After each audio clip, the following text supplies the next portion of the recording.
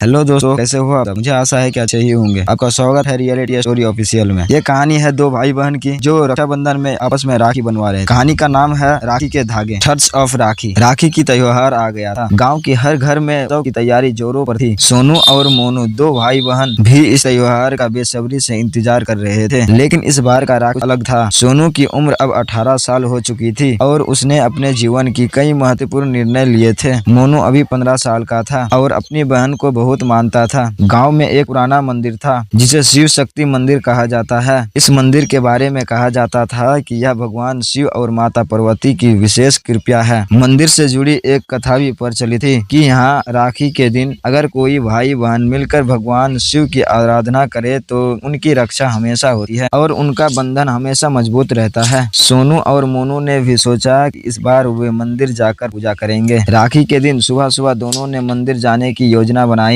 लेकिन मंदिर का रास्ता आसान नहीं था। उनके गांव से मंदिर तक जाने वाला रास्ता घने जंगलों से होकर गुजरता था। सोनू ने मोनू से कहा, डरने की कोई बात नहीं, मैं तुम्हारे साथ हूँ। दोनों भाई बहन ने अपनी यात्रा शुरू की। रास्ते में सोनू ने मोनू को पुरानी कहानियां सुनाई और दोनों हंसते खेलते चल रहे थे। लेकिन जैसे जैसे वो जंगल के अंदर गए, माहौल थोड़ा भयानक होता गया। चारों ओर घना अंधेरा और अजीब सी आवाजें सुनाई देने लगी। मोनू ने डरते हुए कहा, दीदी ये जगह तो बहुत डरावनी है। सोनू ने उसे डर भगाते हुए कहा, डरने की कोई बात नहीं, हम जल्द ही मंदिर पहुंच जाएंगे। थोड़ी दूर चलने के बाद सोनू को एक अजीब सी चीज दिखाई दी, एक पुरानी जर्जर हालात में पड़ी हुई किताब। सोनू ने किताब उठाई और उसे खोलने लगी। किताब के पहले पन्ने पर लिखा था, जो इस किताब को पढ़ेगा उसे एक रहस्य का सामना करना पड़ेगा। सोनू ने किताब बंद कर दी और सोचा कि इसे मंदिर पहुंचने के बाद ही खोलेंगे। आखिरकार काफी मुश्किलों के बाद वे मंदिर पहुंच गए। मंदिर के अंदर प्रवेश करते ही दोनों ने भगवान शिव के प्रतिमा के सामने दीप जलाया और पूजा शुरू की। सोनू ने मोनू को रक्षा सूत्र बांधा